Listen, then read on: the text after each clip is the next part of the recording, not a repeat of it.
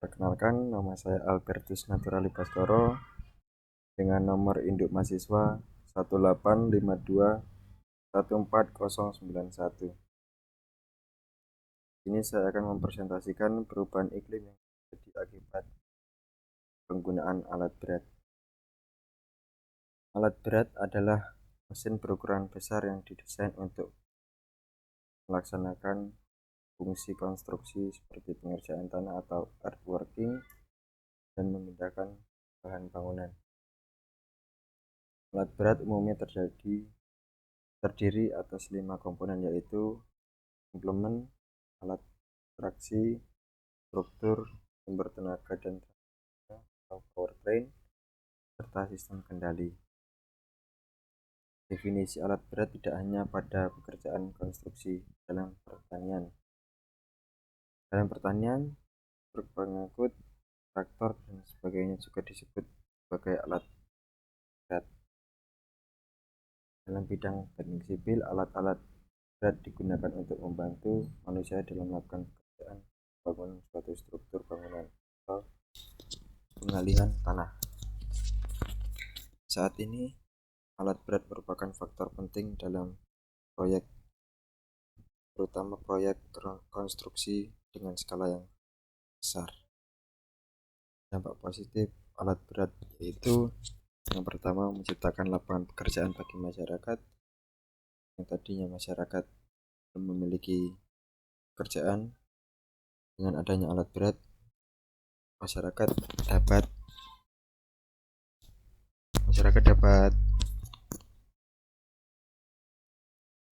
peroleh pekerjaan sebagai operator dari mengoperasikan alat berat ini. Yang kedua, mempermudah pekerjaan manusia. Yang ketiga, hasil produksi tambang dapat digunakan untuk memenuhi permintaan pasar domestik maupun internasional. Yang keempat, industri pertambangan juga dapat menarik investasi asing untuk menanamkan modalnya di Indonesia. Dampak negatif dari alat berat ini juga memiliki yang pertama, yaitu kerusakan lingkungan. Yang kedua, wilayah yang menjadi area pertambangan akan kikis sehingga dapat menyebabkan erosi. Yang ketiga, kegiatan industri tambang yang menggunakan bahan bakar fosil menghasilkan CO2 yang dapat menimbulkan efek rumah kaca dan pemanasan global. Yang keempat, limbah hasil pengolahan tambang juga dapat mencemari lingkungan. Perubahan iklim global diakibatkan oleh meningkatnya konsentrasi gas CO2 di atmosfer bumi sebagai efek rumah kaca atau greenhouse. Kegiatan industri, manfaatan sumber daya minyak bumi dan batu bara, serta kebakaran hutan sebagai penyumbang emisi gas CO2 terbesar di dunia yang mengakibatkan perubahan pada lingkungan dan tata guna lahan atau land use.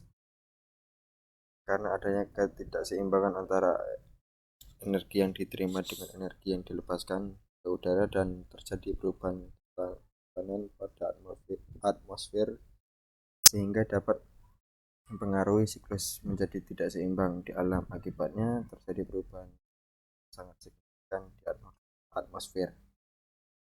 Pemanasan global berdampak pada perubahan iklim jadi stabil. Apabila pemanasan global tersebut bertambah setiap tahunnya, dapat menimbulkan sangat besar terhadap percepatan ancaman seperti badai, siklon tropis, air pasang dan banjir, kenaikan temperatur ekstrim, tsunami, kekeringan, dan El Nino. Bukan risiko bencana pada sistem ekologis. Penyebab perubahan iklim yang pertama, perubahan energi. Bahan bakar fosil seperti batu bara, minyak, dan gas alam untuk menghasilkan energi listrik dan energi panas adalah salah satu penyebab utama emisi atau sisa kebakaran di dunia. Pembakaran bahan bakar fosil menghasilkan karbon dioksida dan nitrogen oksida. Keduanya adalah gas rumah kaca berbahaya yang menyelimuti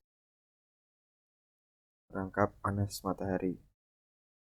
Saat ini baru sekitar seperempat energi listrik di dunia dihasilkan dari sumber daya terbarukan seperti tenaga surya dan tenaga angin.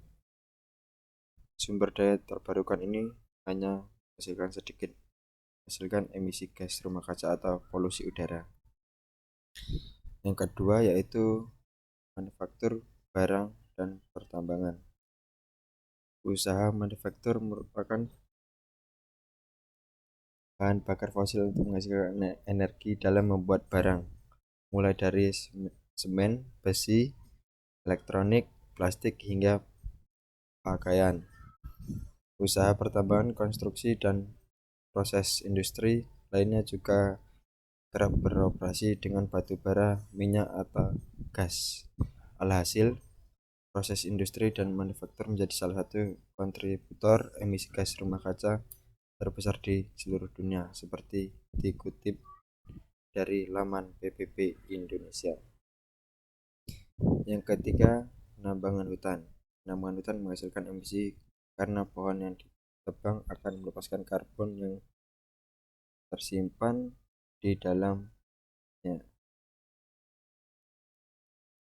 Di sisi lain, hutan berfungsi untuk menyerap karbon dioksida, karena itu penebangan hutan juga membatasi kemampuan alam dan mengarasi atmosfer.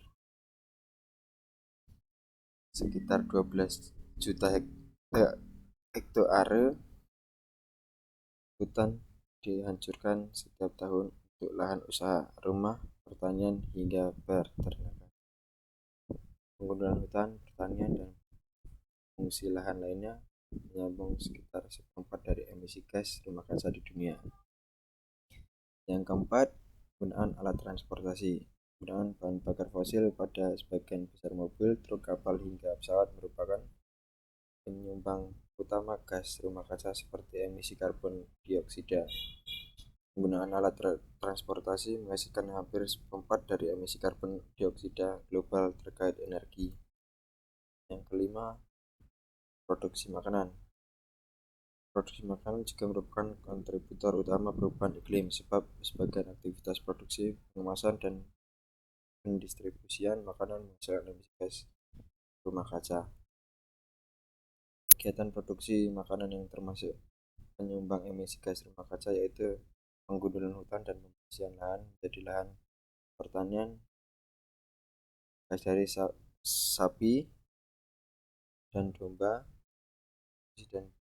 dan kandang untuk serta penggunaan energi untuk menjalankan alat pertanian dan kapal nelayan.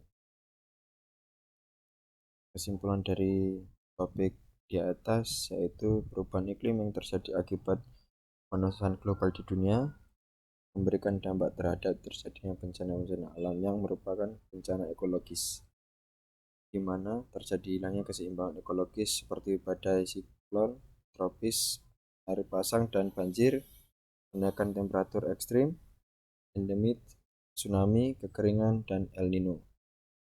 Hal ini berdampak pada kondisi lingkungan di sekitarnya. Bencana merupakan kombinasi dari faktor-faktor yang telah ada suatu vulnerability. Ada suatu wilayah yang terkena dampak sehingga menurunkannya daya akal masyarakat dalam menerima resiko bencana. Seringkali bencana yang terjadi silih berganti dengan satu waktu yang sama atau bencana kembar. Upaya pengurangan resiko bencana dapat dilakukan dengan melakukan tahap manajemen bencana yang meliputi pencegahan dan mitigasi, kesiapsiagaan, manajemen emergensi, pemulihan, dan rencana aksi yang dapat berimplikasi terhadap penghinaan resiko bencana. Sekian presentasi dari saya. Terima kasih.